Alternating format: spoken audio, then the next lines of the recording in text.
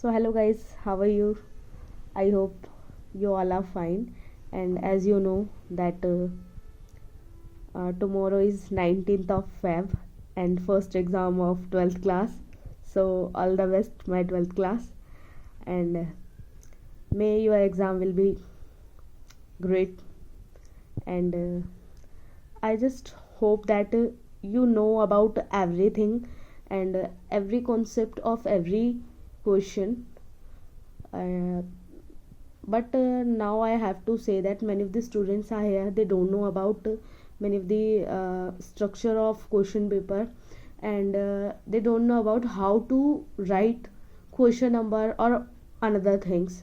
Just I'm not saying they are dumb, they can, they are, maybe they don't have idea to write these things, and obviously they are giving board exam, they have some tensions and pressure that how we will manage. So they can achieve, uh, they can achieve, but they have maybe they have some problems. So according to me, just I just want to tell that how to write your exam, and how you can write in your exam. So maybe it will helpful for you.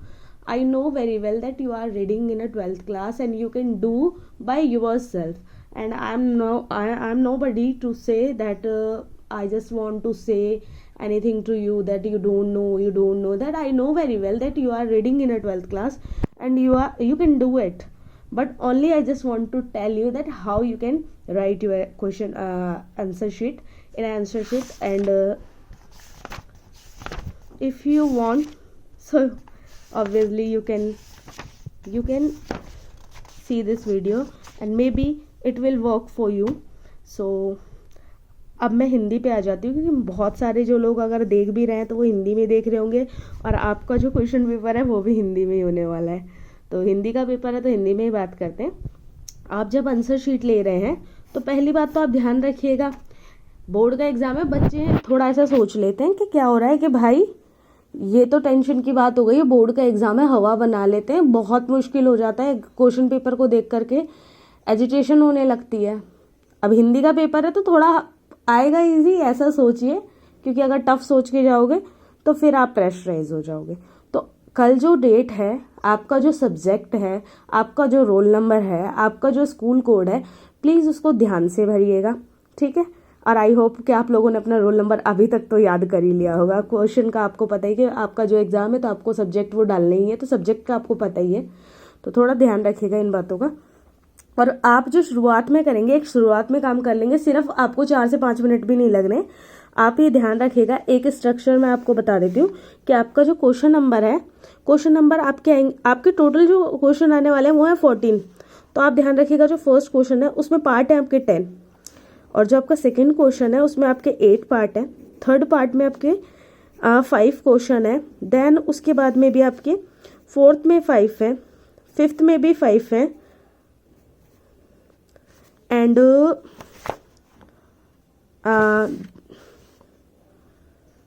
एक बार मैं check करके आपको बता देती हूँ पीछे की, fifth में भी है, फिफ्थ में आपके कितने पार्ट्स हैं। तो जी फिफ्थ में आपके हैं 5 पार्ट्स हैं, और सिक्स्थ में आपके 8 पार्ट हैं। तो यहाँ पर भी 5 है और 6 में आपके 8 हैं, ठीक है। देन उसके बाद में आप 7th में देखेंगे कि तो आपका एक निबंध है। क्वेश्चन नंबर 8 में आपके 2 क्वेश्चन आपको करने हैं, सिर्फ 2 ही करने होंगे, 3 लेकिन आपको करने 2 हैं, ठीक है। देन उसके बाद में मैं आपके पास यहाँ पे आती हूँ, 9 जो आपका क्वेश्चन है उसमें भी आपने क्या करना है, आपके आई थिंक उसमें 2 क्वेश्चन है और अभिव्यक्ति माध्यम के हैं। जो 10th क्वेश्चन है आपका, उसमें भी आपके 2 क्वेश्चन है। 11 में आपको ना व्याख्या दिया हुआ है, तो अभी मैं आपको जब 11th क्वेश्चन के बारे में बताऊंगी तो आपको व्याख्या के बारे में समझा दूंगी एक बार। और उसके बाद में जो आपका 12th क्वेश्चन है वो भी आपके 2 क्वेश्चन है। उसके बाद में आपका 13 वापस से एक व्याख्या होने वाला है, ठीक है। और 14 में आपको 2 क्वेश्चंस मिलेंगे, उसमें से सिर्फ एक अटेंड करना है। तो ये स्ट्रक्चर तो आप ध्यान ही रखिएगा थोड़ा सा, और मतलब इसको आप अपनी कॉपी पे मत लिख दीजिएगा प्लीज़, आंसर शीट पे। ये सिर्फ मैंने आपको समझाने के लिए बोला है, लेकिन आप जो आपको शुरुआत में क्वेश्चन पेपर आंसर शीट मिल रही है तो आप उसमें क्या कीजिएगा कि आप अपना स्ट्रक्चर तैयार कर लीजिएगा। क्वेश्चन नंबर 1 मतलब प्रश्न नंबर 1 डाल करके आप क ख ग घ ण तक सारा डाल लीजिएगा। इसमें आपके 10 पार्ट्स। फिर डालिएगा प्रश्न नंबर 2। फिर उसके बाद में आपके 8 पार्ट्स उसमें होने वाले हैं, तो पहले ही डाल लीजिएगा क ख ग घ ऐसे करके सारा। देन जब आपका प्रश्न नंबर 2 खत्म हो जाए तो आप आएंगे प्रश्न नंबर 3 पे, ठीक है। और फिर आप वहाँ पे अपने 5 पार्ट्स यानी कि क ख ग घ और ण ये सब डाल लेंगे। यहीं पे आप अगर आपका ख़त्म हो जाए आप डालेंगे ये आप सही से डालिएगा। मैं जल्दी थोड़ा वीडियो बनाना चाहती हूँ, ज़्यादा लंबी मुझे चाहिए नहीं, इसलिए मैं डाल रही हूँ ये। क्वेश्चन नंबर 4 आप डाल लीजिएगा इसमें। और 4 के भी आपको पता है कितने पार्ट्स होने वाले हैं, 5, तो मैं 5 डाल दे रही हूँ यहाँ पे।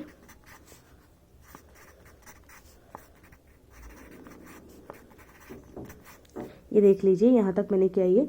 देन आंसर शीट आपको भरमार मिल सकती है, वहाँ पे आप जितनी मर्जी यूज़ कर सकते हैं, तो उसके लिए मत डरिए, आप फिलअप कर दीजिएगा, ठीक है। नेक्स्ट आपका होगा प्रश्न नंबर 5। 4 तक मैंने आपको बताया, 5 में भी आपको पता है 5 पार्ट्स हैं। आप वो 5 पार्ट इस तरीके से डाल लीजिएगा।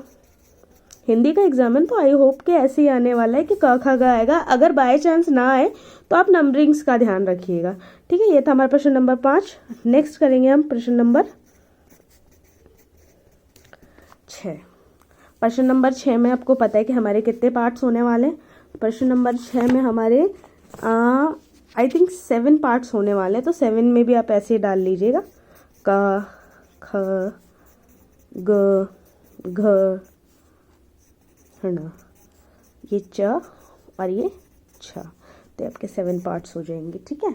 आई होप यहाँ तक समझ आ गया होगा। यहाँ तक का स्ट्रक्चर आपको शुरुआत में बना लेना है।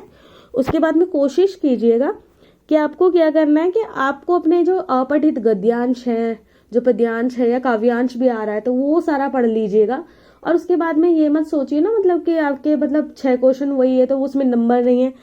आप इन 6 क्वेश्चन तक ही अगर आप ध्यान से पढ़ रहे हैं तो 40 मार्क्स आप कवर अप कर जाएंगे। 40 मार्क्स आप कवर अप कर जाएंगे। जब आप 40 मार्क्स कवर अप कर रहे हैं, इट मीन्स कि आप 40 मार्क्स तो वो कवर अप कर चुके हैं जो आपको एक तरह से फ्री के नंबर मिल रहे हैं, ठीक है।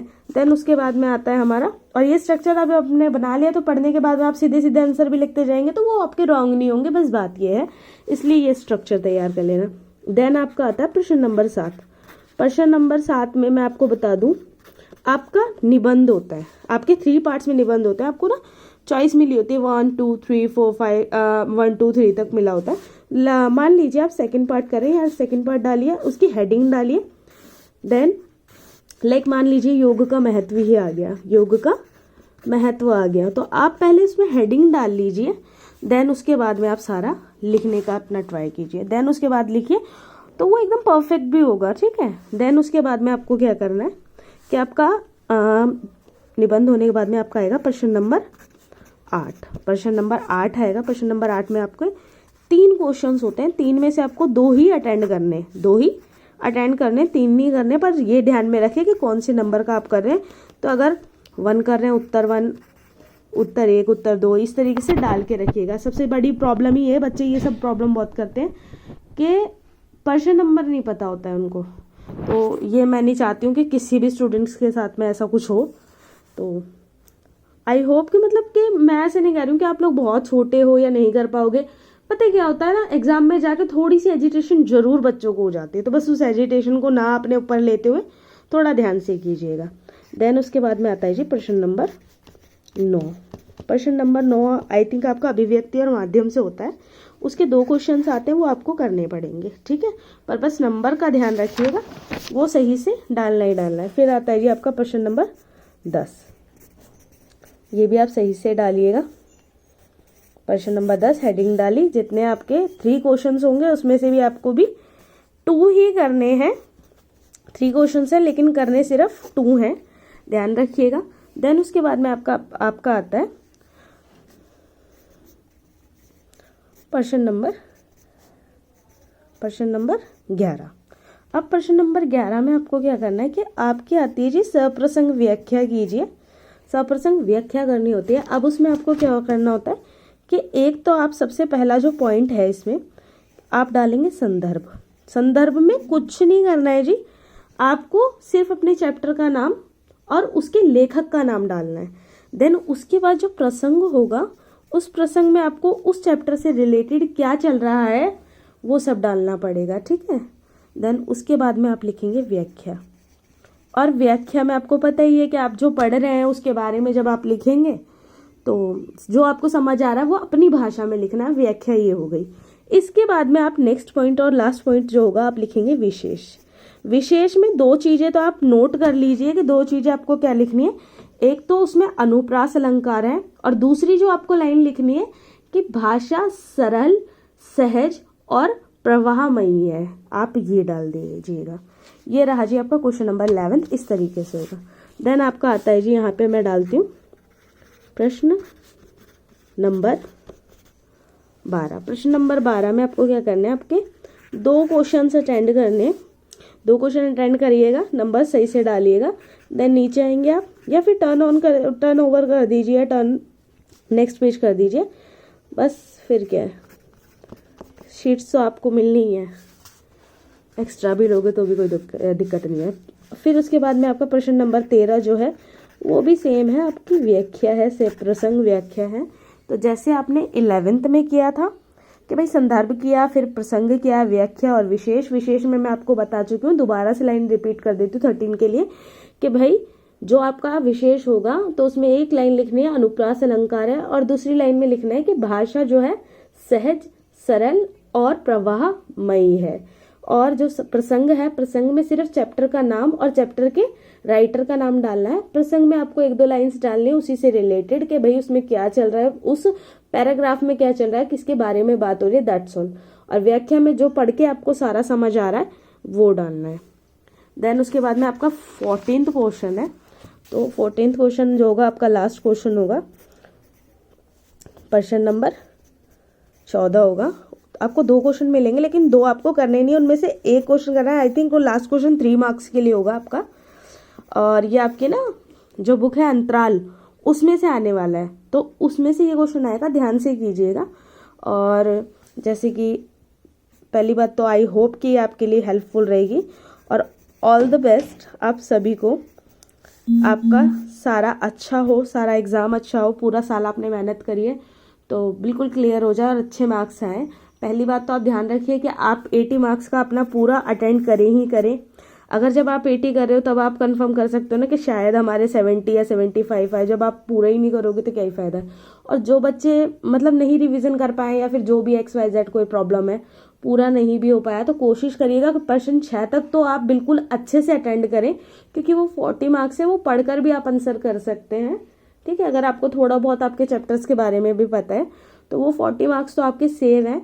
और उसके बाद में कोशिश करिएगा ऐसे वगैरह करने की, और थोड़ा बहुत अगर चैप्टर के बारे में पता है तो सिर्फ क्वेश्चन आंसर है। आपकी बार आपका ग्रामर पोर्शन बिल्कुल हट चुका है, तो इसलिए हिंदी का तो यह एग्जाम है कि आप अपने नंबर बना सकते हैं, कि आपके परसेंटेज के लिए बहुत अच्छा काम करेगा और सारा आपके लिए यूजफुल भी रहेगा। आई होप मेरी ये वीडियो आप लोगों के लिए यूजफुल रही होगी। And now I just want to go, and all the best once again. Bye bye.